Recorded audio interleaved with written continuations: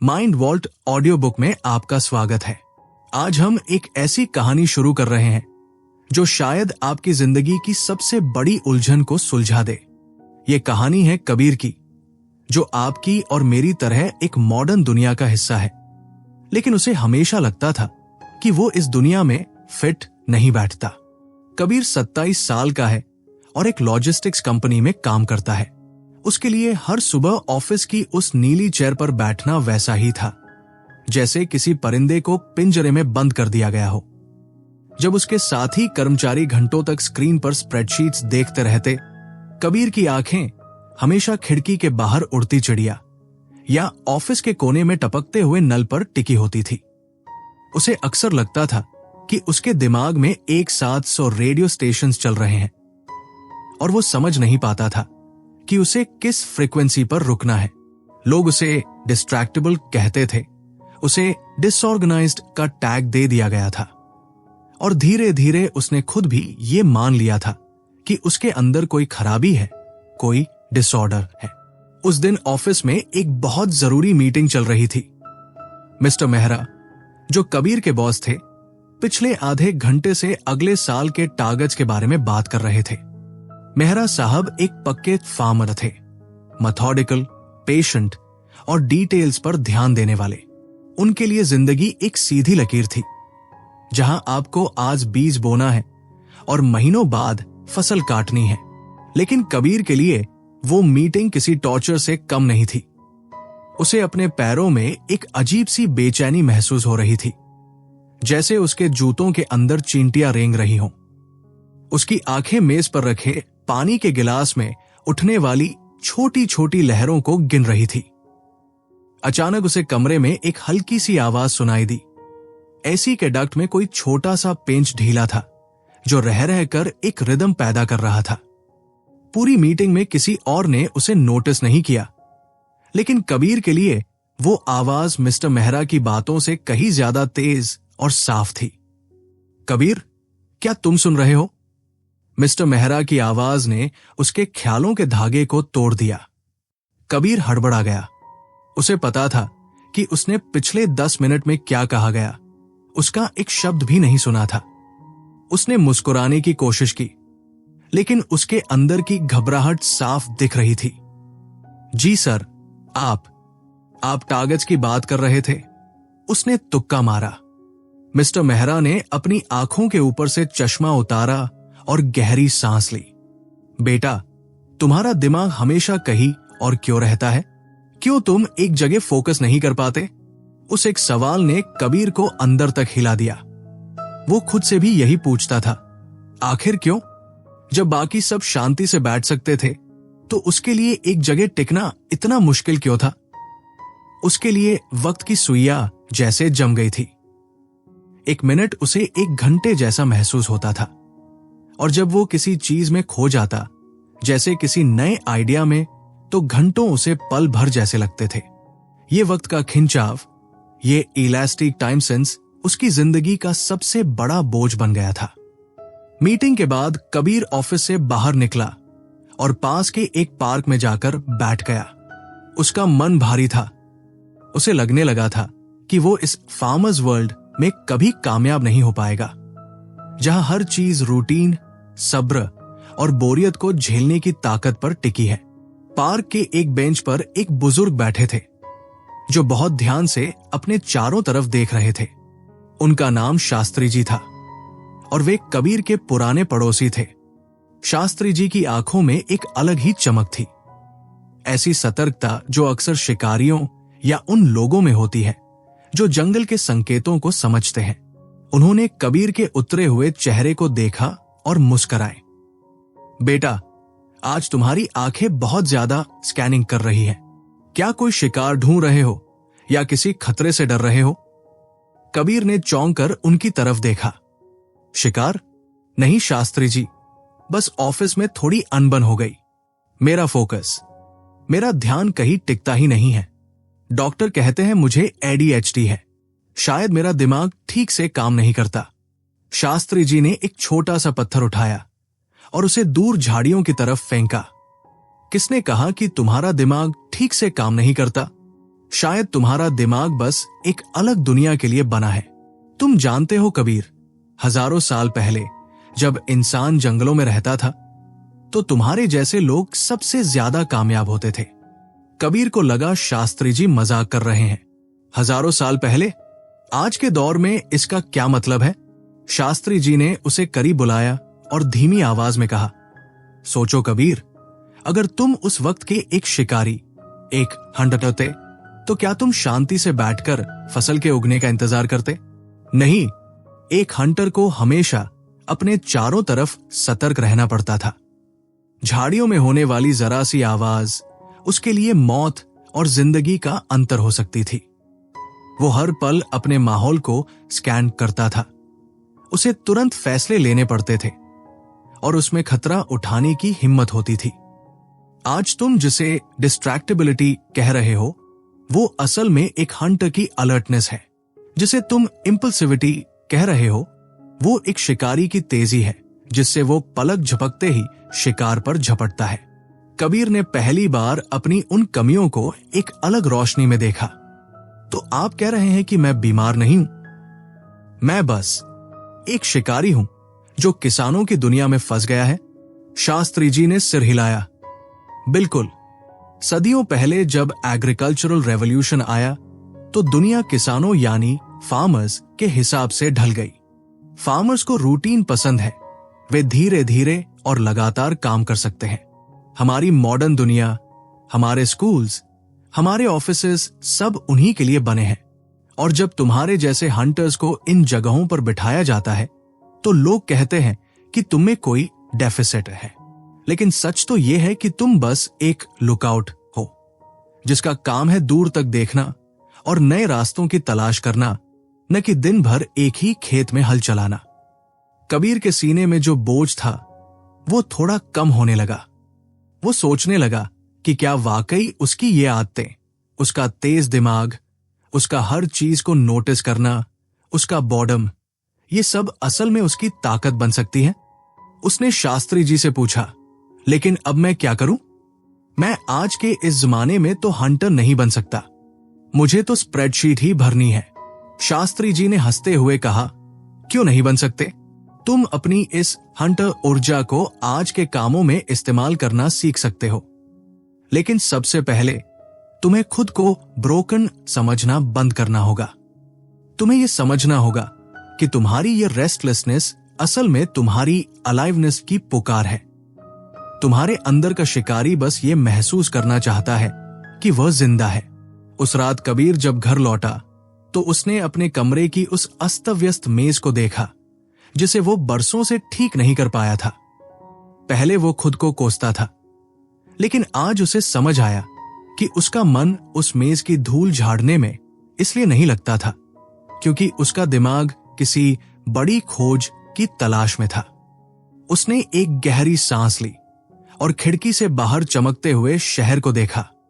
उसे महसूस हुआ कि यह सिर्फ शुरुआत है, अपनी असलियत को पहचानने की शुरुआत। वो समझ गया था कि उसे अब किसानों की तरह जीने की कोशिश में अपनी जिंदगी आधी नहीं गंवानी है। उसे अपना रास्ता खुद ढूंढना होगा, एक हंटर की तरह। अगले दिन सुबह जब कबीर की नींद खुली तो कमरे की खिड़की से आती धूप सीधे उसकी आंखों पर पड़ रही थी। उसने करवट बदली और मेज पर रखे उस अलार्म क्लॉक को देखा जो पिछले 10 मिनट से चिल्ला रहा था। एक फार्मर के लिए यह अलार्म एक संकेत होता है, दिन की शुरुआत का, एक तयशुदा रूटीन का। लेकिन कबीर के लिए, उसके लिए यह शोर सिर्फ एक झुंझलाहट थी जो उसके मीठे सपनों के बीच में जबरदस्ती घुस आई थी। उसने तकिया अपने सिर पर रख लिया। उसके दिमाग में एक अजीब सी जंग चल रही थी। एक हिस्सा कह रहा था, उठ कबीर, आज ऑफिस जल्दी जाना है, कल वाली रिपोर्ट अधूरी है। जबकि दूसरा हिस्सा, वो हंटर वाला हिस्सा, बड़ी मासूमियत से पूछ रहा था, पर क्यों? क्या फर्क पड़ता है? बाहर देखो, मौसम कितना सुहाना है, चलो कहीं दूर चलते हैं। यही तो सबसे बड़ी मुसीबत थी। कबीर के लिए वक्त कोई सड़क नहीं थी जिस पर वो शांति से चल सके। उसके लिए वक्त एक समंदर की तरह था, कभी शांत तो कभी अचानक उठने वाली लहरों जैसा। शास्त्री जी ने कल उसे हंटर कहा था और ये बात उसके दिल में घर कर गई थी। उसने सोचा, अगर मैं वाकई एक शिकारी हूं तो मेरा शिकार क्या है? क्या वह रिपोर्ट मेरा शिकार है? नहीं, रिपोर्ट तो बस एक सूखी घास की तरह थी जिसे काटना उसके लिए दुनिया का सबसे बोरियत भरा काम था। शिकारी को तो एक्साइटमेंट चाहिए, उसे तो कोई ऐसी चीज चाहिए जो उसके खून में एड्रेनालाइन की दौड़ लगा दे। जब वो तैयार होकर ऑफिस के लिए निकला तो रास्ते में ट्रैफिक जाम था। एक आम इंसान, एक फार्मर माइंडसेट वाला व्यक्ति शायद चुपचाप रेडियो सुनता या सब्र से इंतजार करता, पर कबीर, उसे महसूस हो रहा था कि उसका दिमाग फटने वाला है। उसे हर पल कुछ नया चाहिए था। उसकी आंखें सड़क के किनारे लगे बोर्ड्स को पढ़ रही थी, गाड़ियों के नंबर्स जोड़ रही थी और बगल वाली कार में बैठे आदमी के चेहरे के भावों से उसकी पूरी कहानी बुन रही थी। उसका दिमाग एक हाई स्पीड प्रोसेसर की तरह था जो फालतू का डेटा प्रोसेस करने में अपनी पूरी ताकत झोंक रहा था, क्योंकि उसके पास कोई काम का शिकार नहीं था। ऑफिस पहुंचते ही उसने देखा कि हर तरफ शांति है। सब अपने अपने क्यूबिकल्स में सिर झुकाए काम कर रहे थे। कबीर को लगा जैसे वह किसी लाइब्रेरी में फंस गया है जहां जोर से सांस लेना भी गुनाह है। उसने अपनी सीट पर बैठकर स्क्रीन चालू की। एक्सेल शीट खुलते ही उसे वही पुराना सिरदर्द महसूस होने लगा। उन छोटे छोटे बॉक्सेस में डेटा भरना उसके लिए वैसा ही था जैसे किसी बाज को जमीन पर रेंगने के लिए मजबूर करना। उसकी उंगलियां कीबोर्ड पर नाचने की बजाय मेज को थपथपाने लगी। तभी उसके पास उसका सहकर्मी समीर आया। समीर एक क्लासिक फार्मर था, शांत, व्यवस्थित और हमेशा प्लान के मुताबिक चलने वाला। कबीर, क्या हुआ? तुम्हारी रिपोर्ट अभी तक अपलोड नहीं हुई? डेडलाइन बस 2 घंटे में है, समीर ने बहुत सहजता से पूछा। कबीर ने उसे देखा और मन ही मन सोचा, समीर को यह सब इतना आसान कैसे लगता है? कैसे ये हफ्तों तक एक ही प्रोजेक्ट पर बिना बोर हुए काम कर सकता है? कबीर ने मुस्कुराकर टालने की कोशिश की। बस समीर, फिनिशिंग टचेस दे रहा हूं। पर अंदर ही अंदर उसे पता था कि उसने अभी शुरुआत भी नहीं की है। जब तक उसे वो फैक्ट नहीं मिलता, जब तक डेडलाइन उसके सिर पर तलवार की तरह नहीं लटकती, उसका हंटर ब्रेन जागता ही नहीं था। शास्त्री जी ने उसे बताया था कि हंटर्स का टाइम सेंस अलग होता है। उनके लिए सिर्फ 2 वक्त होते हैं, अभी या अभी नहीं। बाद में जैसा कोई शब्द उनके शब्दकोश में होता ही नहीं। और कबीर के लिए वो रिपोर्ट अभी अभी नहीं वाले खाने में थी। दोपहर के खाने के वक्त वो फिर उसी पार्क में गया जहां शास्त्री जी धूप सेंक रहे थे। कबीर उनके पास जाकर बैठ गया और लंबी सांस ली। शास्त्री जी, ये हंटर होना तो बड़ी सजा है। मैं चाहकर भी उन छोटे कामों पर ध्यान नहीं दे पाता जो जरूरी है। मेरा दिमाग बस तभी काम करता है जब कोई इमरजेंसी हो। क्या मैं कभी एक नॉर्मल जिंदगी नहीं जी पाऊंगा? शास्त्री जी ने अपनी आंखों से चश्मा हटाया और कबीर की तरफ देखा। उनकी आवाज में वही पुरानी गरिमा और गहराई थी। कबीर, तुम जिसे सजा कह रहे हो वो असल में तुम्हारी सर्वाइवल मैकेनिज्म है। हमारे दिमाग के अंदर एक थैलेमस नाम का हिस्सा होता है, एक तरह का गेटकीपर। एक फार्मर के दिमाग में ये गेटकीपर बहुत सख्त होता है। वो सिर्फ उन्हीं चीजों को अंदर आने देता है जो जरूरी है, बाकी सबको बाहर रोक देता है। इसलिए एक फार्मर शोर शराबे के बीच भी शांति से काम कर सकता है। शास्त्री जी थोड़ा रुके, फिर आगे बोले, लेकिन तुम्हारे जैसे हंटर का गेटकीपर थोड़ा उदार है। वो हर आवाज, हर रंग, हर विचार को अंदर आने देता है। तुम्हें लगता है कि तुम डिस्ट्रैक्ट हो रहे हो, लेकिन असल में तुम ओवरअवेयर हो। तुम वो सब देख रहे हो जो बाकी सब अनदेखा कर देते हैं। और रही बात इमरजेंसी की, तो याद रखो, शिकारी तभी अपनी पूरी ताकत लगाता है जब शिकार सामने हो। जब तक कोई चुनौती नहीं होती, शिकारी सोता रहता है। तुम्हारी समस्या ये नहीं है कि तुम काम नहीं कर सकते, समस्या ये है कि तुम्हारा काम तुम्हें चैलेंज नहीं कर रहा है, वो तुम्हें बोर कर रहा है। और बोरियत एक हंटर के लिए जहर के समान है। कबीर ने गौर किया कि जब भी ऑफिस में कोई क्राइसिस आता था, जैसे सर्वर डाउन हो जाना या कोई क्लाइंट अचानक भड़क जाना, तो कबीर ही वो इंसान होता था जो सबसे पहले हरकत में आता था। उस वक्त उसकी घबराहट गायब हो जाती थी, उसका ध्यान लेजर जैसा तेज हो जाता था और वो ऐसे सल्यूशन निकालता था जो समीर जैसे लोग सोच भी नहीं सकते थे। उस वक्त वो थकने की बजाय और ज्यादा ऊर्जा से भर जाता था। तो मुझे क्या करना चाहिए शास्त्री जी? क्या मैं अपनी पूरी जिंदगी बस इमरजेंसीज का इंतजार करता रहूं? कबीर ने पूछा। शास्त्री जी धीरे से हंसे। नहीं कबीर, तुम्हें अपनी जिंदगी को हंट फ्रेंडली बनाना होगा। तुम्हें अपने कामों को छोटे छोटे मिशंस में बदलना होगा। तुम्हें यह समझना होगा कि तुम्हारा दिमाग लाइनरिटी पसंद नहीं करता। उसे विजुअल चीजें चाहिए, उसे नॉवेल्टी चाहिए। अगर तुम एक ही मेज पर बैठकर 8 घंटे काम नहीं कर सकते तो अपनी जगह बदलो, अपने काम करने के तरीके को बदलो। दुनिया तुम्हें डिसऑर्गेनाइज्ड कहेगी, लेकिन तुम बस अपनी ऑर्डर खुद ढूंढ रहे हो। कबीर को याद आया कि बचपन में वह कैसे खिलौनों को तोड़कर उन्हें दोबारा जोड़ता था। उसे चीजें बनाने में नहीं, बल्कि ये समझने में मजा आता था कि वे काम कैसे करती है। उसे नए रास्ते ढूंढना पसंद था, न कि बने बनाए रास्तों पर चलना। उसकी आंखों में एक नई चमक आई। उसने महसूस किया कि वो गलत नहीं था, बस उसका एनवायरनमेंट उसे गलत साबित करने पर तुला था। शास्त्री जी ने अपनी छड़ी जमीन पर टिकाई और खड़े होते हुए कहा, कबीर, एक शिकारी को कभी ये नहीं कहना चाहिए कि उसमें फोकस की कमी है। शिकारी का फोकस सबसे तेज होता है, बस वो सिलेक्टिव होता है। जिस दिन तुम्हें अपना सच्चा शिकार मिल जाएगा, उस दिन दुनिया तुम्हारी एकाग्रता की मिसाल देगी। तब तक अपनी इस बेचैनी को अपनी ताकत बनाओ, अपनी कमजोरी नहीं। शास्त्री जी चले गए, लेकिन कबीर वही बैठा रहा। उसके दिमाग में अब स्प्रेडशीट्स की उलझन नहीं थी, बल्कि एक नई समझ जन्म ले रही थी। उसे समझ आ रहा था कि उसकी इंपल्सिविटी, उसकी तेजी, उसकी हर चीज को लेकर जिज्ञासा, ये सब एक बड़े पजल के हिस्से हैं। उसे बस उन हिस्सों को सही जगह पर फिट करना सीखना था। वो वापस ऑफिस की तरफ चल दिया, लेकिन इस बार उसके कदमों में बोझ नहीं, बल्कि एक शिकारी की दबी हुई आहट थी। उसे पता था कि आज की रिपोर्ट वो पूरी करेगा, लेकिन अपने तरीके से।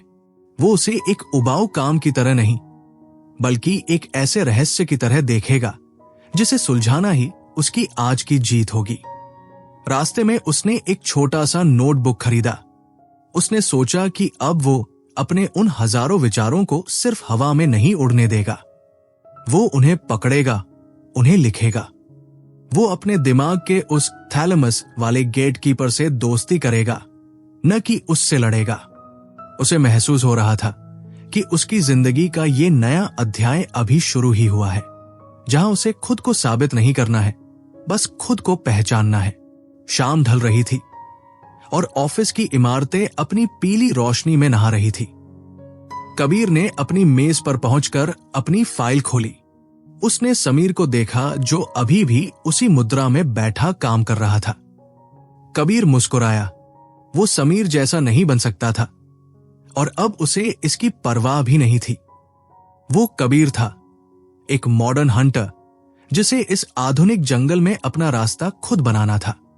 अगले कुछ दिन कबीर के लिए किसी प्रयोगशाला की तरह थे। वो अपने ही दिमाग को एक वैज्ञानिक की तरह देख रहा था। ये समझने की कोशिश कर रहा था कि आखिर उसके अंदर की मशीनरी चलती कैसे है।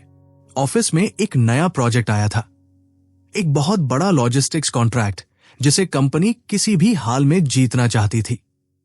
कबीर को इसकी रिसर्च का जिम्मा दिया गया था। आमतौर पर एक फार्मर के लिए यह काम बहुत सीधा होता, एक के बाद एक रिपोर्ट्स पढ़ना, डेटा इकट्ठा करना और उसे एक नीट फाइल में लगा देना। लेकिन कबीर, जैसे ही वो पहली रिपोर्ट खोलता, उसका दिमाग किसी बिजली की कौंध की तरह 5 अलग रास्तों पर निकल जाता। उसे रिपोर्ट के आंकड़ों से ज्यादा इस बात में दिलचस्पी होने लगती कि जिस बंदरगाह से ये माल आ रहा है वहां की भौगोलिक स्थिति कैसी होगी। वो नक्शे देखने लगता, फिर अचानक उसे जहाजों के इतिहास का ख्याल आ जाता और देखते ही देखते आधे घंटे बाद वो स्क्रीन पर किसी समुद्री लुटेरे की कहानी पढ़ रहा होता। पहले कबीर को इस बात पर बहुत गुस्सा आता था। उसे लगता था कि उसका दिमाग उसका दुश्मन है जो उसे सही रास्ते से भटका देता है। लेकिन आज शास्त्री जी की बातों को याद करते हुए उसने खुद को डांटा नहीं। उसने गहराई से सोचा, ये भटकाव नहीं है, ये तो क्यूरियोसिटी है। एक हंटर को अपने माहौल की हर छोटी चीज के बारे में पता होना चाहिए। शायद उसका दिमाग बस जानकारी के उन टुकड़ों को जोड़ रहा है जिन्हें बाकी लोग देख ही नहीं पा रहे। उसने एक नई तकनीक आजमाई। उसने एक सफेद बोर्ड मंगवाया और अपनी मेज के पास लगा दिया। शास्त्री जी ने कहा था कि हंटर्स विजुअल थिंकर्स होते हैं। उन्हें चीजें देखनी पड़ती हैं। वे शब्दों के जाल में खो जाते हैं। कबीर ने सारा डेटा कागजों पर लिखने की बजाय बोर्ड पर चित्रों, नक्शों और तीर के निशानों से बनाना शुरू किया। अचानक उसे वो हाय महसूस होने लगा जिसकी शास्त्री जी बात कर रहे थे। जब उसने अपनी आंखों के सामने पूरा नजारा एक तस्वीर की तरह देखा तो उसका फोकस ऐसा बना कि उसे कमरे की आवाजें सुनाई देना बंद हो गई। इसे लोग हाइपर फोकस कहते हैं, लेकिन कबीर को लगा जैसे वो किसी शिकार के पीछे भाग रहा है और उसकी आंखों के सामने बस उसका लक्ष्य है। उसने 4 घंटे तक बिना पलक झपकाए काम किया। उसे भूख का एहसास नहीं हुआ, उसे प्यास नहीं लगी। वक्त जैसे थम सा गया था। जब वो बोर्ड से पीछे हटा तो उसने देखा कि उसने एक ऐसी समस्या का समाधान ढूंढ लिया था जो कंपनी के सबसे सीनियर एक्सपर्ट्स पिछले 3 हफ्तों से नहीं देख पा रहे थे। शाम को वो फिर शास्त्री जी के पास पहुंचा, लेकिन इस बार वो थोड़ा परेशान था। शास्त्री जी, आज मैंने कुछ कमाल किया। मैंने घंटों तक काम किया और मुझे बहुत अच्छा लगा, लेकिन जैसे ही काम खत्म हुआ मैं अचानक इतना थक गया कि मुझे लगा मैं हिल भी नहीं सकता। और सबसे अजीब बात यह है कि अब मुझे फिर से वही बेचैनी महसूस हो रही है, जैसे मुझे फिर से कोई एडवेंचर चाहिए। क्या मैं हमेशा इसी उतार चढ़ाव में जीता रहूंगा? क्या मेरे दिमाग को कभी शांति नहीं मिलेगी? शास्त्री जी एक नीम के पेड़ के नीचे बैठे अपनी माला फेर रहे थे। उन्होंने कबीर को देखा और पास बैठने का इशारा किया। कबीर, एक हंटर की सबसे बड़ी ताकत उसकी एनर्जी है, लेकिन उसकी सबसे बड़ी कमजोरी है बॉर्डम। तुम जानते हो, जंगल में एक शिकारी को घंटों तक बहुत शांत रहना पड़ता था, लेकिन जैसे ही शिकार दिखता उसे अपनी पूरी ऊर्जा एक पल में झोंकनी पड़ती थी। तुम्हारा दिमाग उस एड्रेनालाइन रश के लिए बना है। जब तुम उस प्रोजेक्ट में खोए थे, तुम्हारा दिमाग डोपामाइन की लहरों पर तैर रहा था, लेकिन जैसे ही उत्तेजना खत्म हुई, तुम्हारा डोपामाइन लेवल गिर गया और तुम्हें क्रैश महसूस हुआ।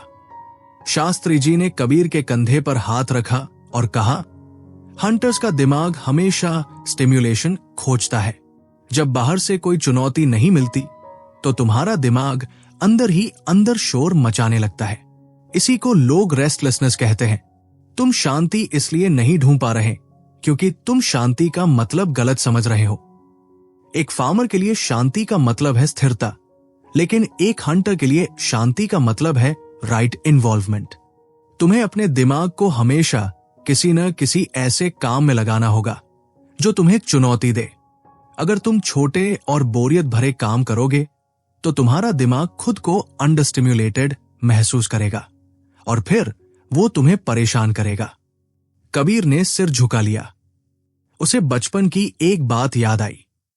स्कूल में जब एग्जाम्स होते थे तो वो साल भर कुछ नहीं पढ़ता था। उसे टेक्स्ट बुक्स बोरिंग लगती थी, लेकिन एग्जाम के ठीक एक रात पहले जब डर का माहौल होता था और वक्त बहुत कम होता था, कबीर का दिमाग बिजली की तरह चलने लगता था। वो एक रात में पूरी किताब खत्म कर देता था और अक्सर टॉप भी कर लेता था। सब उसे लेजी कहते थे, लेकिन आज उसे समझ आया कि वो आलसी नहीं था। वो बस उस इमरजेंसी एनर्जी पर चलता था। वो एक शिकारी था जो तभी जागता है जब खतरा या बड़ा इनाम सामने हो।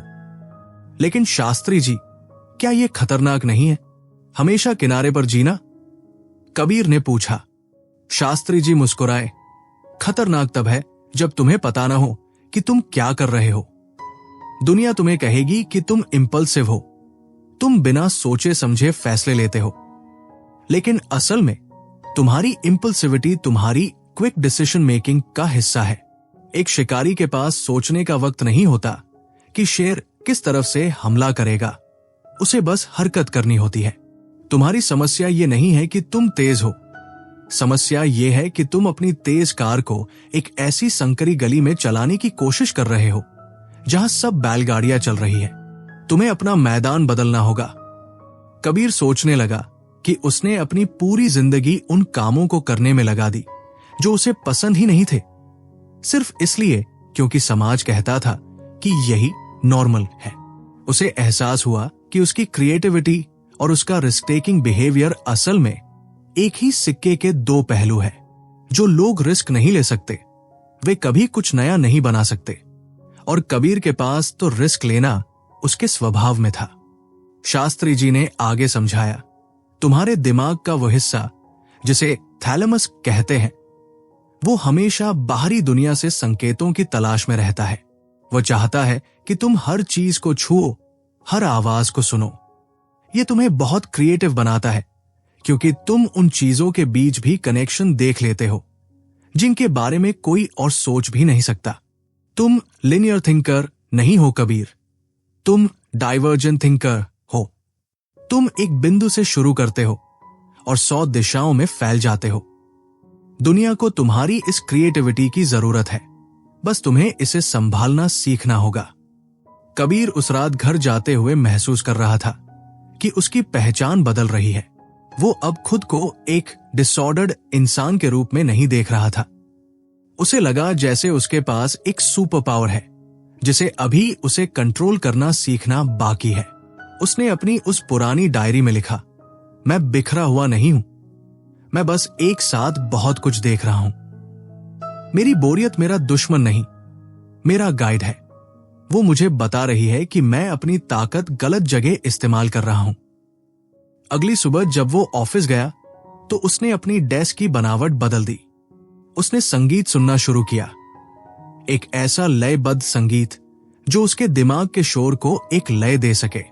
उसने महसूस किया कि जब वो म्यूजिक सुनता है तो उसका दिमाग इधर उधर भागने की बजाय काम पर ज्यादा फोकस कर पाता है। ये उसके हंटर ब्रेन को दी जाने वाली एक छोटी सी खुराक थी ताकि वो शांत रहे। उसने अपने बॉस मिस्टर मेहरा को एक ईमेल लिखा और सुझाव दिया कि लॉजिस्टिक्स की रिसर्च के लिए उसे फील्ड पर जाना चाहिए, न कि सिर्फ ऑफिस में बैठकर डेटा देखना चाहिए। वो बाहर निकलना चाहता था, दुनिया को अपनी आंखों से देखना चाहता था, क्योंकि एक शिकारी बंद कमरे में कभी अपनी पूरी क्षमता तक नहीं पहुंच सकता। कबीर की जिंदगी में एक नई लय आ रही थी। वो अब भी वही इंसान था, लेकिन अब उसने अपनी लड़ाई खुद से नहीं बल्कि अपनी परिस्थितियों से लड़नी शुरू कर दी थी। वो समझ गया था कि उसके अंदर का शिकारी तब तक चैन से नहीं बैठेगा जब तक उसे वो आजादी नहीं मिल जाती जिसकी उसे तलाश थी। ऑफिस की वो चारदीवारी कबीर को अब छोटी लगने लगी थी। पहले जहां उसे सिर्फ बोरियत होती थी, अब उसे वहां एक अजीब सी घुटन महसूस होने लगी थी। ये घुटन नफरत की वजह से नहीं थी, बल्कि एक ऐसी ऊर्जा की वजह से थी जिसे बाहर निकलने का रास्ता नहीं मिल रहा था। कबीर को लगने लगा था कि वो एक ऐसी रेसिंग कार है जिसे किसी ने भीड़ भाड़ वाली तंग गली में खड़ा कर दिया है। उसके पास पावर थी, स्पीड थी, लेकिन चलाने के लिए सड़क नहीं थी। शास्त्री जी की बातों ने उसे एक नई पहचान तो दे दी थी, लेकिन उस पहचान के साथ जीना इतना आसान नहीं था। दुनिया अब भी वही थी और उस दुनिया के नियम भी वही थे। एक दोपहर ऑफिस में एक बड़ी इंटरनल ऑडिट चल रही थी। ऑडिटर्स की एक टीम आई थी जो हर एक फाइल, हर एक एंट्री और हर एक प्रोसेस को बारीकी से चेक कर रही थी। समीर जैसे लोग इस माहौल में बहुत खुश थे। उन्हें नियमों का पालन करना और चीजों को स्टैंडर्ड तरीके से करना बहुत पसंद था। लेकिन कबीर, उसके लिए वो पूरा हफ्ता एक बुरा सपना था। उसे बार बार टोका जा रहा था, कबीर तुम्हारी फाइल्स का फॉर्मेट सही नहीं है, कबीर तुमने प्रोसेस मैनुअल को फॉलो क्यों नहीं किया। कबीर का मन कर रहा था कि वो चिल्लाकर कहे कि काम तो हो गया है, रिजल्ट तो मिल गया है, तो फिर इस बात से क्या फर्क पड़ता है कि रास्ता कौन सा लिया गया। लेकिन एक फार्मर्स वर्ल्ड में रिजल्ट से ज्यादा अहमियत मेथड की होती है। उस शाम कबीर बहुत उदास होकर पार्क में पहुंचा। शास्त्री जी वहां नहीं थे, लेकिन कबीर बस अकेला बैठना चाहता था। उसे अपनी पूरी जिंदगी एक हार की तरह दिखने लगी थी। उसे याद आया कि कैसे स्कूल में उसे स्लो लर्नर कहा जाता था, जबकि वो चीजों को बाकी बच्चों से ज्यादा जल्दी समझ लेता था। बस उसे वो तरीका पसंद नहीं था जिस तरीके से सिखाया जा रहा था। उसे लगा कि बचपन से आज तक उसे बस एक ही बात सिखाई गई है कि वो गलत है, और आज जब वो 27 साल का हो गया है तब भी वही कहानी दोहराई जा रही है। तभी शास्त्री जी पीछे से आए और उसके कंधे पर हाथ रखा। आज फिर शिकारी अपनी हार मानकर बैठा है? उन्होंने मुस्कुराते हुए पूछा। कबीर ने बिना मुड़े कहा, शास्त्री जी, ये हंटर वाली बात सुनने में तो अच्छी लगती है, लेकिन असल जिंदगी में ये सिर्फ मुसीबत है। मैं चाहकर भी इस सिस्टम में फिट नहीं हो पा रहा हूं। सब मुझे ऐसे देखते हैं जैसे मैं कोई डिसऑर्डर लेकर घूम रहा हूं। शायद वे सही है, शायद मेरे अंदर वाकई कोई कमी है। शास्त्री जी उसके पास बैठ गए और बहुत शांति से बोले, कबीर, तुम जानते हो एक शेर को अगर पिंजरे में रखा जाए तो कुछ वक्त बाद वो सुस्त हो जाता है, उसकी आंखों की चमक खो जाती है। क्या तुम कहोगे कि उस शेर में कोई डिसऑर्डर है? नहीं, शेर तो शेर ही है, बस उसका वातावरण बदल गया है। तुम्हारी सबसे बड़ी समस्या लो सेल्फ एस्टीम है, जो तुम्हें बरसों से इस सोसाइटी ने दी है। जब एक हंटर को बचपन से ही फार्मर्स के स्कूल में बिठाया जाता है, जहां घंटों तक चुपचाप बैठकर एक ही चीज को रटना होता है, तो वो बच्चा खुद को फेलियर समझने लगता है।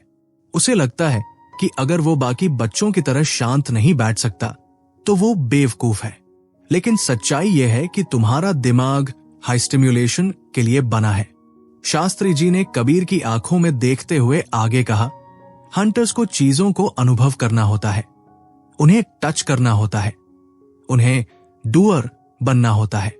तुम सिर्फ सुनकर या पढ़कर नहीं सीख सकते, तुम्हें काम के बीच में कूदना पड़ता है, और जब तुम ऐसा करते हो तो तुम दूसरों से कहीं ज्यादा बेहतर नतीजे देते हो। कबीर, जिसे दुनिया इंपल्सिविटी कहती है, वो असल में तुम्हारी क्विक स्टार्ट टेम्परामेंट है। तुम सोचते कम हो और एक्शन जल्दी लेते हो। एक शिकारी के लिए ये सबसे बड़ी खूबी है। अगर शिकारी सोचने बैठ जाए कि तीर कैसे छोड़ना है तो शिकार भाग जाएगा। उसे बस पता होता है कि कब हरकत करनी है। कबीर ने एक लंबी सांस ली। लेकिन शास्त्री जी, ये दुनिया तो रुकने का नाम ही नहीं लेती। यहां तो हर चीज का एक प्रोसेस है, एक नियम है। शास्त्री जी बोले, तो तुम्हें अपने आसपास एक हंटर सैंक्चुरी बनानी होगी। तुम्हें अपनी जिंदगी को इस तरह डिजाइन करना होगा कि तुम्हारी ऊर्जा बर्बाद न हो। देखो कबीर, तुम स्प्रेडशीट नहीं बदल सकते, लेकिन तुम काम करने का अपना एनवायरनमेंट बदल सकते हो। क्या तुमने कभी गौर किया है कि तुम शोर में ज्यादा अच्छा फोकस कर पाते हो या बिल्कुल सन्नाटे में? कबीर सोचने लगा, अजीब बात है शास्त्री जी, लेकिन जब ऑफिस में बहुत शोर होता है तब मुझे काम करने में ज्यादा मजा आता है। सन्नाटे में तो मेरा दिमाग खुद का शोर मचाने लगता है। शास्त्री जी हंसे। यही तो बात है, तुम्हारा दिमाग स्टिम्युलेशन ढूंढता है। अगर बाहर से शोर नहीं मिलता तो वो अंदर ही अंदर उलझने लगता है। अगली बार जब काम करना हो तो कान में हेडफोन्स लगाओ, कोई फास्ट म्यूजिक सुनो या ऐसी जगह बैठो जहां थोड़ी हलचल हो। अपने बैठने की जगह बदलो, खड़े होकर काम करने की कोशिश करो। अपनी रेस्टलेसनेस को दबाओ मत, उसे रास्ता दो। और सबसे जरूरी बात, खुद को डिसऑर्डर्ड कहना बंद करो। तुम बस एक डिफरेंट बिल्ड हो। तुम्हारा हार्डवेयर अलग है, इसलिए तुम्हें अपना सॉफ्टवेयर भी अलग तरीके से चलाना होगा। कबीर को महसूस हुआ कि वो अब तक खुद को बदलने की कोशिश कर रहा था, जबकि उसे अपनी परिस्थितियों को बदलने की जरूरत थी। उसने शास्त्री जी से पूछा, पर लोग क्या कहेंगे? मेरे बॉस को क्या लगेगा अगर मैं अपनी डेस्क छोड़कर कहीं और काम करूं? शास्त्री जी ने गंभीरता से कहा, परिणाम ही तुम्हारी सबसे बड़ी सफाई होंगे कबीर। जिस दिन तुम एक हंटर की तरह अपनी पूरी ताकत से हमला करोगे और वो रिजल्ट दोगे जो कोई और नहीं दे सकता, उस दिन कोई तुमसे तुम्हारे तरीके नहीं पूछेगा। दुनिया विजेताओं के तरीके नहीं पूछती, वो बस जीत को सलाम करती है। तुम एक क्रिएटिव थिंकर हो।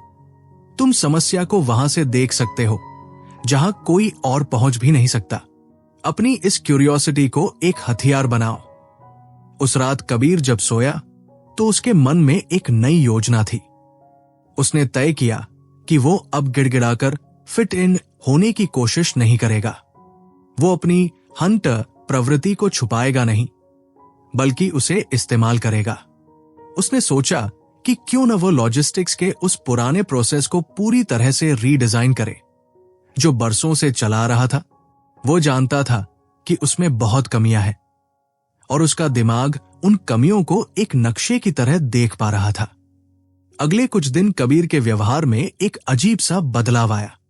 उसने अब ऑफिस की राजनीति या छोटी छोटी शिकायतों पर ध्यान देना बंद कर दिया। उसने अपने डेस्क पर एक छोटा सा फिजेट स्पिनर रख लिया ताकि जब उसे बेचैनी हो तो वो अपनी उंगलियों को काम में लगा सके। उसने संगीत की एक ऐसी प्लेलिस्ट बनाई जो उसके दिमाग की रफ्तार से मेल खाती थी।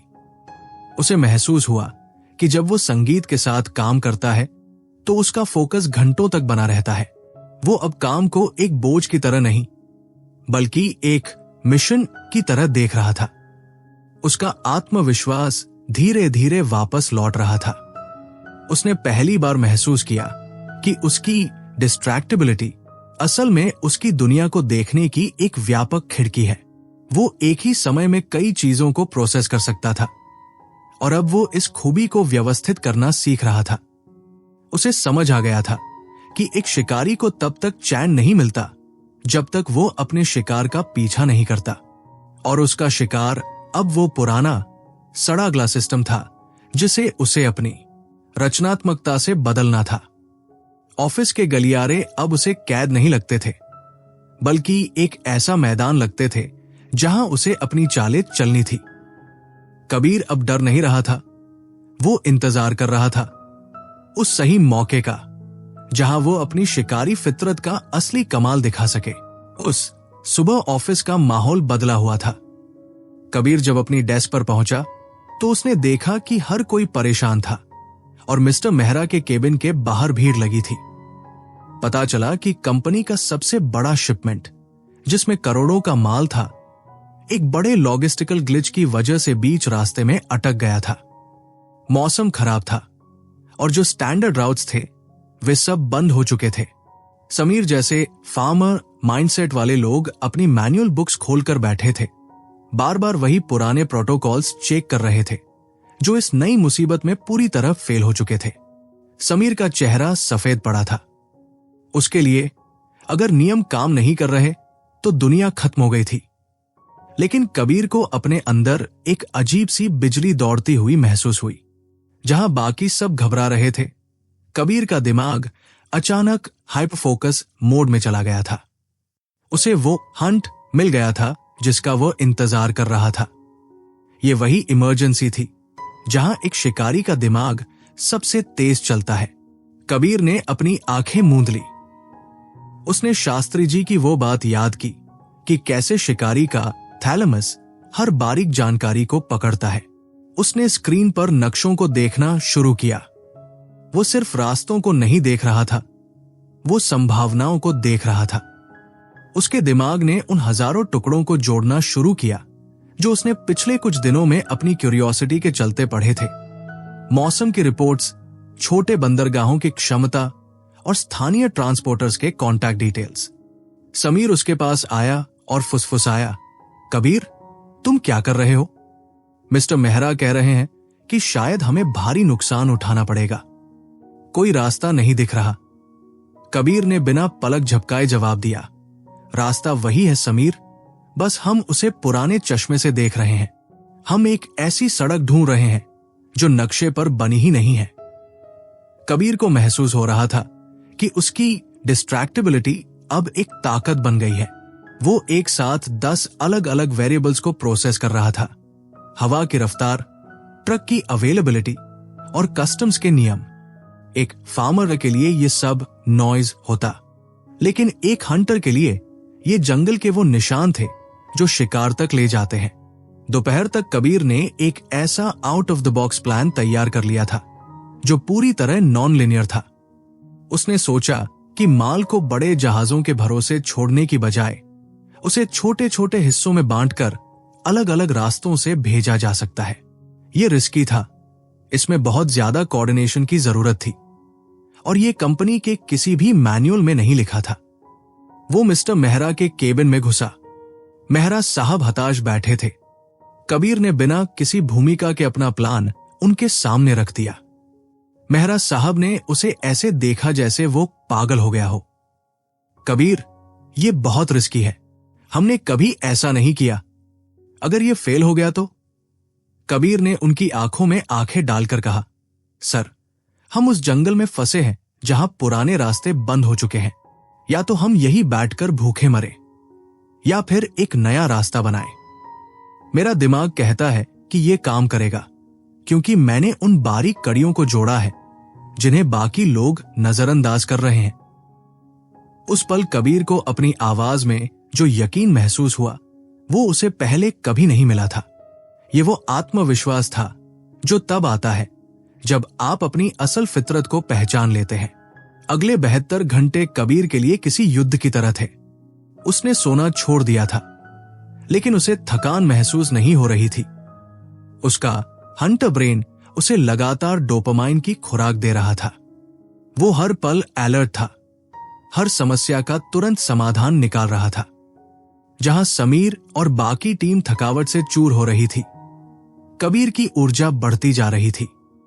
उसे महसूस हो रहा था कि वो इसी के लिए बना है, क्राइसिस के वक्त रास्ता ढूंढने के लिए। उसने महसूस किया कि उसका जो इलास्टिक टाइम सेंस था वो अब उसका दोस्त बन गया था। उसे वक्त का अंदाजा नहीं था, लेकिन उसे काम की रफ्तार का पूरा पता था। उसने खुद को पहली बार एक लीडर के रूप में देखा जो लोगों को आदेश नहीं दे रहा था, बल्कि उन्हें एक ऊंचे मकसद की तरफ ले जा रहा था। शास्त्री जी की वो बात उसके कानों में गूंज रही थी कि एक हंटर की एकाग्रता तभी चरम पर होती है जब दाव पर बहुत कुछ लगा हो। और इस वक्त उसकी पूरी करियर की साख दाव पर थी। तीसरे दिन की शाम को जब सूरज ढल रहा था, कबीर के फोन पर एक मैसेज आया। पहला ट्रक अपनी मंजिल पर पहुंच चुका था। धीरे धीरे एक एक करके सारे ट्रक सेफ पहुंचने लगे। जो नुकसान करोड़ों में होने वाला था वो नगण्य रह गया। ऑफिस में सन्नाटा छा गया, लेकिन ये डर का सन्नाटा नहीं था, ये सम्मान का सन्नाटा था। मिस्टर मेहरा अपने केबिन से बाहर आए और सीधे कबीर के पास गए। उन्होंने कुछ नहीं कहा, बस कबीर के कंधे पर अपना हाथ रखा। उनकी आंखों में जो चमक थी वो कबीर के लिए किसी भी अवार्ड से बड़ी थी। समीर ने भी आकर कबीर का हाथ थामा और कहा, यार, तुम ये सब कैसे कर लेते हो? हम सब तो हार मान चुके थे। कबीर मुस्कुराया और बोला, समीर, तुम लोग जमीन पर बीज बोने वाले हो और तुम्हारी जरूरत हमेशा रहेगी, लेकिन कभी कभी जब मौसम बदल जाता है तो तुम्हें एक शिकारी की आंखों की जरूरत पड़ती है जो झाड़ियों के पीछे देख सके। उस रात कबीर जब पार्क में शास्त्री जी से मिलने गया तो उसका चेहरा थका हुआ था, लेकिन उसकी रूह शांत थी। शास्त्री जी ने उसे देखा और धीमी आवाज में कहा, आज तुम्हारी आंखों में वो चमक है कबीर जो एक सफल शिकार के बाद आती है। तुमने देख लिया ना, जिसे तुम अपनी कमजोरी समझते थे वही तुम्हारी सबसे बड़ी ढाल बनी। तुमने आज साबित कर दिया कि एक हंटर का दिमाग बीमार नहीं होता, वो बस एक अलग लय में धड़कता है। कबीर ने जमीन पर बैठकर ठंडी घास को महसूस किया। उसे पहली बार खुद से नफरत नहीं हो रही थी।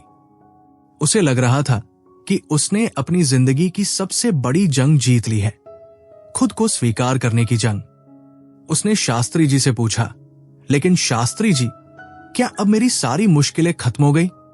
क्या अब मैं हमेशा ऐसे ही चमकूंगा? शास्त्री जी ने आसमान की तरफ इशारा किया, जहां अनगिनत तारे चमक रहे थे। मुश्किलें कभी खत्म नहीं होती कबीर। दुनिया अब भी फार्मर्स की ही रहेगी। तुम्हें रोज नए संघर्ष करने होंगे, रोज अपनी जगह बनानी होगी। लेकिन अब तुम्हारे पास एक हथियार है, सेल्फ अवेयरनेस। तुम जानते हो कि तुम कौन हो। अब जब भी तुम्हें बोरियत होगी, तुम समझ जाओगे कि तुम्हारा शिकारी सो रहा है। जब भी तुम्हें बेचैनी होगी, तुम समझ जाओगे कि तुम्हें एक नई चुनौती की तलाश है। तुम अब अपनी आदतों के गुलाम नहीं हो, तुम उनके मालिक हो। कबीर ने अपनी डायरी निकाली और उसमें आखिरी पन्ने पर लिखा, मैं अधूरा नहीं हूं, मैं बस एक अलग कहानी का हिस्सा हूं। उसे अब अपनी इंपल्सिविटी से डर नहीं लगता था, क्योंकि उसने उसे इंट्यूशन में बदलना सीख लिया था। उसे अपनी डिस्ट्रैक्टेबिलिटी पर गर्व था, क्योंकि वही उसे क्रिएटिव बनाती थी। घर लौटते हुए कबीर के कदम हल्के थे। उसने रास्ते में एक छोटी सी दुकान से चाय ली और दुकानदार से बातें करने लगा। उसे अब लोगों से जुड़ना आसान लग रहा था, क्योंकि वो अब खुद को दूसरों से कमतर नहीं आंक रहा था। वो समझ गया था कि इस दुनिया को फार्मर्स की स्थिरता की जरूरत है, लेकिन उसे हंटर्स के विजन और हिम्मत की भी उतनी ही जरूरत है। वो एक ऐसी दुनिया का हिस्सा था जहां विविधता ही असली ताकत थी। उसने अपनी खिड़की से चांद को देखा और महसूस किया कि उसकी बेचैनी अब एक शांत लहर की तरह उसके अंदर समा गई है। उसे पता था कि कल फिर एक नया दिन होगा, एक नया शिकार होगा, और वो तैयार था। कुछ हफ्ते बीत चुके थे और कबीर की जिंदगी अब एक ऐसी नदी की तरह बह रही थी जिसने अपना नया रास्ता ढूंढ लिया हो। ऑफिस के उस बड़े संकट को सुलझाने के बाद कबीर को अब लॉजिस्टिक्स एक्सपर्ट के रूप में देखा जाने लगा था। लेकिन कबीर के लिए यह सिर्फ एक पद नहीं था, यह खुद को पहचानने का एक नतीजा था। उसने गौर किया कि अब उसकी सुबह की शुरुआत पहले जैसी भारी नहीं होती थी। उसने अपने खान पान में छोटे छोटे बदलाव किए थे, क्योंकि उसे समझ आया कि एक हंटर के शरीर को सही ईंधन की जरूरत होती है। उसने उन मीठे सीरियल्स और भारी कार्बोहाइड्रेट्स को छोड़ दिया था जो उसके दिमाग को धुंधला कर देते थे, और उनकी जगह प्रोटीन और ताजे फलों ने ले ली थी। उसने महसूस किया कि जब उसका शरीर संतुलित रहता है तो उसका दिमाग उस हाइपरफोकस की स्थिति को ज्यादा आसानी से संभाल पाता है। एक दिन ऑफिस में कबीर अपनी डेस्क पर बैठा था, लेकिन इस बार उसकी डेस्क पहले जैसी अस्त व्यस्त नहीं थी। उसने अपने लिए एक स्ट्रक्चर बनाया था, लेकिन वो किसानों वाला रिजिड रूटीन नहीं था, बल्कि एक शिकारी की फ्लेक्सिबल स्ट्रैटेजी थी। उसने अपने दिन को छोटे छोटे बर्स्ट्स में बांट दिया था। वो 40 मिनट पूरी एकाग्रता के साथ काम करता और फिर 10 मिनट के लिए ऑफिस के गलियारों में टहलता या खिड़की से बाहर देखता। समीर ने एक बार पूछा भी, कबीर, तुम बीच बीच में गायब क्यों हो जाते हो? कबीर मुस्कुराकर कहता, समीर, शिकारी को अपनी आंखें ताजा रखनी पड़ती है, वरना वो शिकार की बारीकियों को नहीं देख पाएगा। कबीर अब जानता था कि उसका दिमाग एक स्प्रिंट दौड़ने के लिए बना है, मैराथन के लिए नहीं। और जब वो काम करता तो वो उन 40 मिनटों में उतना काम कर लेता था जितना बाकी लोग पूरे दिन में नहीं कर पाते थे। शाम को वो शास्त्री जी के पास बैठा था। आज हवा में एक अलग ही ठंडक थी, जैसे मौसम किसी बड़े बदलाव की गवाही दे रहा हो। शास्त्री जी बहुत गौर से एक नन्हे पौधे को देख रहे थे जो पत्थरों के बीच से अपनी जगह बना रहा था। कबीर ने उनके पास बैठकर कहा, शास्त्री जी, मैंने महसूस किया है कि अब मुझे उन दवाइयों या बाहरी सहारों की उतनी जरूरत महसूस नहीं होती। ऐसा लगता है जैसे मेरे अंदर का जो शोर था वो अब संगीत में बदल गया है। लेकिन कभी कभी डर लगता है कि कहीं मैं वापस उसी पुराने कबीर में न बदल जाऊं जिसे हर कोई डिसऑर्गेनाइज्ड और लेजी कहता था। शास्त्री जी ने अपनी नजरें पौधे से हटाकर कबीर पर टिकाई। कबीर, तुम जानते हो कि दुनिया तेजी से बदल रही है। हम किसानों की बनाई हुई इंडस्ट्रियल एज से निकलकर अब इंफॉर्मेशन एज में प्रवेश कर रहे हैं, और मजे की बात यह है कि ये नया जमाना हंटर्स के लिए ही बना है। आज की दुनिया में जहां हर पल सूचनाएं बदल रही है, जहां रोज नई तकनीक आ रही है, वहां उन लोगों की जरूरत है जो तेजी से सोच सकें, जो एक साथ कई चीजों पर नजर रख सकें और जो बदलाव से डरे नहीं। जिसे कल तक डिस्ट्रैक्टेबिलिटी कहा जाता था, आज उसे मल्टीटास्किंग और क्रिएटिविटी कहा जा रहा है। तुम बीमार नहीं हो कबीर, तुम बस अहेड ऑफ योर टाइम हो। शास्त्री जी की ये बातें कबीर के अंदर एक नई गहराई तक उतर गई। उसने महसूस किया कि उसकी पूरी जिंदगी का जो संघर्ष था वो असल में एक तैयारी थी। वो सोचने लगा कि कितने ही ऐसे बच्चे होंगे जिन्हें आज भी स्कूलों में स्लो या प्रॉब्लमैटिक कहा जा रहा होगा, सिर्फ इसलिए क्योंकि वे उस पुराने सांचे में फिट नहीं बैठते। उसने शास्त्री जी से कहा, मैं चाहता हूं कि मैं उन लोगों की मदद करूं जो मेरी तरह महसूस करते हैं। मैं उन्हें बताना चाहता हूं कि उनके अंदर एक शिकारी छिपा है। शास्त्री जी ने सिर हिलाया और बोले, यही तुम्हारा अगला शिकार है कबीर, दूसरों को उनकी काबिलियत का एहसास कराना। एक सच्चा शिकारी सिर्फ अपना पेट नहीं भरता, वो अपने पूरे कबीले की रक्षा करता है। ऑफिस में अब कबीर का रुतबा बदल गया था। मिस्टर मेहरा ने उसे एक नई टीम का लीड बनाने का प्रस्ताव दिया, जिसका काम था कंपनी के लिए नए और अनकन्वेंशनल रास्ते खोजना। कबीर ने शर्त रखी कि वो अपनी टीम खुद चुनेगा। उसने उन लोगों को चुना जिन्हें बाकी मैनेजर्स अनरिलायबल समझते थे। उसने उन हंटर्स को इकट्ठा किया जो बोरियत की वजह से अपनी चमक खो रहे थे। कबीर ने उनके लिए एक ऐसा माहौल बनाया जहां कोई 9 to 5 की पाबंदी नहीं थी, बल्कि सिर्फ गोल्स और क्रिएटिविटी की अहमियत थी। नतीजा ये हुआ कि कबीर की टीम ने कंपनी के मुनाफे को दोगुना कर दिया। समीर जैसे लोग हैरान थे, लेकिन कबीर जानता था कि जब शिकारियों को अपना जंगल मिल जाता है तो वे कमाल कर देते हैं। कबीर ने अब अपनी बेचैनी से दोस्ती कर ली थी। जब उसे रात को नींद नहीं आती थी तो वो उठकर अपनी डायरी में नए आइडियाज लिखता या पेंटिंग करता। उसने अपनी रेस्टलेसनेस को अपनी सबसे बड़ी रचनात्मक ऊर्जा बना लिया था। उसने महसूस किया कि वो अब अपनी इंपल्सिविटी का इस्तेमाल नए रिश्तों को बनाने और नए अनुभवों को जीने में करता है। वो अब इंतजार नहीं करता था कि जिंदगी उसके पास आए, वो खुद जिंदगी की तरफ लपकता था। उसने शास्त्री जी से सीखा था कि एक हंटर का सबसे बड़ा गुण उसकी क्यूरियोसिटी है, और उसने उस जिज्ञासा को कभी मरने नहीं दिया। एक शाम कबीर अपने पुराने स्कूल के पास से गुजर रहा था। उसने देखा कि एक छोटा लड़का अपनी क्लास की खिड़की से बाहर देख रहा है, जबकि बाकी सब बच्चे अपनी किताबों में डूबे हुए हैं। टीचर उस लड़के को डांट रही थी, तुम्हारा ध्यान कहाँ है? तुम कभी कुछ नहीं बन पाओगे। कबीर रुका और उस लड़के की आंखों में वही चमक देखी जो कभी उसकी अपनी थी। वो मुस्कुराया और मन ही मन बोला, चिंता मत कर छोटे, तू बस एक हंटर है जिसे अभी अपनी दुनिया ढूंढनी है। तू टूटा हुआ नहीं है, तू बस एक अलग कहानी के लिए बना है।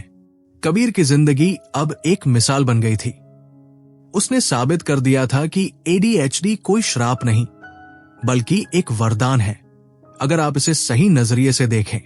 उसने अपनी कमियों को गले लगा लिया था और उन्हें अपनी सबसे बड़ी ताकतों में बदल दिया था।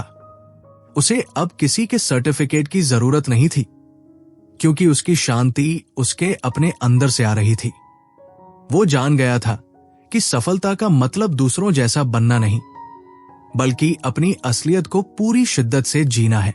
रात के सन्नाटे में जब कबीर अपनी बालकनी में खड़ा था, उसने महसूस किया कि शहर का शोर अब उसे परेशान नहीं करता। वो उस शोर के पीछे की लय को सुन पा रहा था। वो समझ गया था कि ये दुनिया एक विशाल जंगल है और वो इस जंगल का एक निपुण शिकारी है। उसकी आंखें अब भी हर चीज को स्कैन करती थी।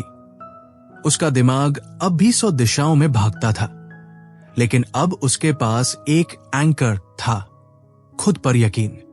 वो अब उस फार्मर्स वर्ल्ड का कैदी नहीं था, बल्कि उसका एक जरूरी हिस्सा था जो उसे बेहतर बना रहा था। कबीर की कहानी यहां खत्म नहीं होती, बल्कि ये तो हर उस इंसान की शुरुआत है जो खुद को फिट न बैठने की वजह से अधूरा समझता है। ये याद दिलाने के लिए है कि हर दिमाग की अपनी एक खूबसूरती होती है, अपनी एक रफ्तार होती है। कबीर ने अपनी पहचान ढूंढ ली थी और अब वो दुनिया को उसकी अपनी आंखों से देखने के लिए तैयार था, एक शिकारी की आंखों से जो कभी हार नहीं मानता। माइंड वॉल्ट ऑडियो बुक की इस यात्रा में हमारे साथ रहने के लिए शुक्रिया।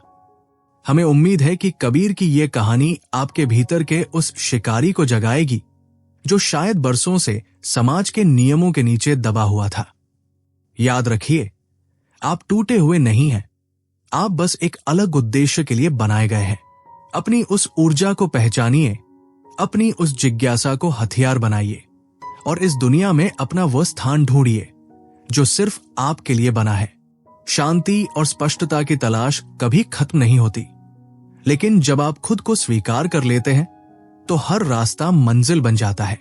माइंड वॉल्ट ऑडियो बुक की तरफ से अपना ख्याल रखिए और अपनी असलियत पर गर्व कीजिए।